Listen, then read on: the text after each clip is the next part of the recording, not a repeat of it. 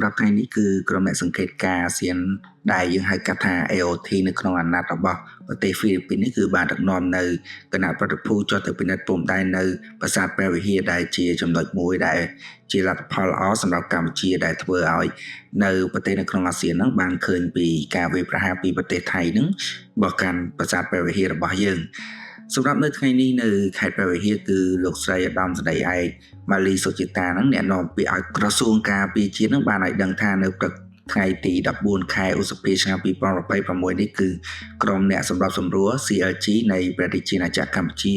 ក៏បានសម្របសម្រួលជូនទៅដល់ប្រធានបេសកកម្មក្រុមអ្នកសង្កេតការអាស៊ាន HOM AOT ជាលើកដំបូងនៅក្នុងអាណត្តិដែលប្រទេសហ្វីលីពីននឹងបានធ្វើជាប្រធានដឹកនាំដើម្បីចុះសង្កេតការផ្ទៀងផ្ទាត់នឹងរាយការណ៍អំពីស្ថានភាពព្រំដែននៅប្រាសាទព្រះវិហារស្ថិតនៅក្នុងស្រុកចុងសានខេត្តព្រះវិហារនេះដែលជាសម្បត្តិបេតិកភណ្ឌពិភពលោកដ៏មានតម្លៃបំផុតរបស់មនុស្សជាតិជាពិសេសគឺជាប្រាសាទមួយដែលជាបេតិកភណ្ឌនៅក្នុងប្រទេសកម្ពុជាដែលត្រូវបានរងការខូចខាតយ៉ាងដំណំបំផុតដោយសារតែការវាយប្រហារពីសំណាក់យោធាថៃកាលពីឆ្នាំ2025កន្លងទៅនេះនិងពិនិត្យមើលស្ថានភាពនៃការវិវត្តថ្មីនៅក្នុងភូមិសាស្ត្រមួយនេះសម្រាប់វត្តមានរបស់ក្រុមអ្នកសង្កេតការអាស៊ាន AOT នេះដើម្បីដឹកនាំការងារសង្កេតការទៀងទាត់និងធានានៅការអនុវត្តបទឈប់បាញ់ឲ្យបានពេញលេញនិងប្រកបដោយប្រសិទ្ធភាពសម្ដៅនឹងលើកកម្ពស់តម្លាភាពគណនេយ្យភាពនិងការជឿទុកចិត្តគ្នាទៅវិញទៅមករវាងកម្ពុជានិងថៃនឹងដើម្បីចំពោះទៅកាន់ឬក៏ការធ្វើឲ្យប្រសើរឡើងវិញយ៉ាងឆាប់រហ័សនិងការវិលត្រឡប់វិញទៅរកភាពប្រក្រតីសន្តិភាពស្ថិរភាពនិងសុវត្ថិភាពយូរអង្វែងទៅតាមបណ្ដោយព្រំដែន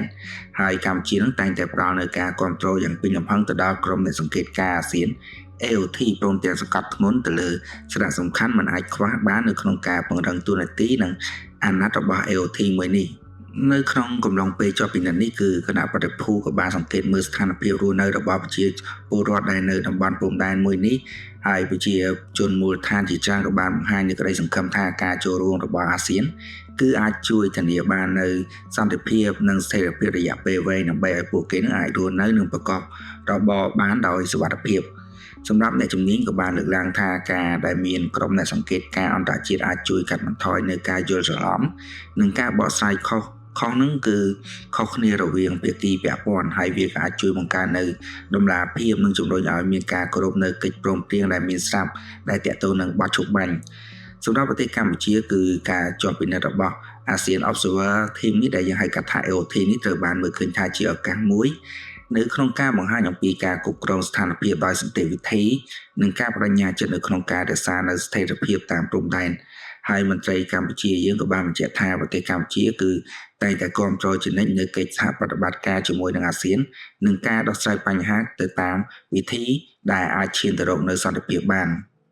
លើកពីនេះគឺការជាប់ពិនិត្យមួយនេះក៏មានសារៈសំខាន់នៅផ្នែកទេសចរនិងវប្បធម៌ផងដែរព្រោះតែប្រាសាទព្រះវិហារគឺជាតំបន់ទេសចរមួយក៏ដូចជាតំបន់ទេសចរប្រវត្តិសាស្ត្រដ៏សំខាន់ដែលទាក់ទាញនៅភ្ញៀវទេសចរពីជុំវិញពិភពលោកហើយការរក្សានៅសន្តិភាពនិងសុវត្ថិភាពនៅតំបន់នេះអាចជួយជំរុញឲ្យវិស័យទេសចរនិងសេដ្ឋកិច្ចមូលដ្ឋានយើងនឹងបានកើនឡើងមួយកម្រិតបន្ថែមទៀតសម្រាប់ប្រជាជនកម្ពុជាវិញគឺការមកដល់របស់ ASEAN Observer Team នេះដែលយើងហៅកាត់ថា AOT នឹងបានធ្វើឲ្យមានការចាប់អារម្មណ៍យ៉ាងខ្លាំងព្រោះតែប្រាសាទព្រះវិហារយើងគឺជាប្រាសាទដែលមានតម្លៃដែលទាក់ទងនឹងផ្នែកអត្តសញ្ញាណជាតិនិងមោទនភាពអន្តរប្រវត្តិសាស្ត្រហើយមនុស្សជាច្រើនក៏បានបង្ហាញនូវក្តីសង្ឃឹមនឹងការសហការរវាងបណ្ដាប្រទេសអាស៊ាននឹងជួយធានានូវសុវត្ថិភាពនិងការអភិវឌ្ឍនៅតំបន់ព្រំដែនបន្ថែមទៀតហើយសម្រាប់រដ្ឋាភិបាលនិងក្រសួងការពារជាតិរបស់កម្ពុជាយើងក៏សូមបញ្ជាក់អំពីការបដិញ្ញាចិត្តយ៉ាងម៉ឺងម៉ាត់ហើយដោយភាពស្មោះត្រង់សុចរិតនៅក្នុងការគោរពនិងអនុវត្តយ៉ាងពេញលេញនិងខ្ជាប់ខ្ជួនបំផុតនៅសេចក្តីប្រកាសរួមនៃកិច្ចប្រជុំពិសេសលើកទី3នៃគណៈកម្មាធិការព្រំដែនទូទៅកម្ពុជាថៃ GBC ថ្ងៃទី27ខែធ្នូឆ្នាំ2025ហើយសេចក្តីថ្លែងការណ៍រួមស្តីពីកិច្ចព្រមព្រៀងសន្តិភាពរវាងកម្ពុជាថៃនៅថ្ងៃទី26ខែតុលាឆ្នាំ2025និងកិច្ចព្រមព្រៀងពាក់ព័ន្ធផ្សេងទៀតដើម្បីឆ្ពោះទៅការធ្វើឲ្យ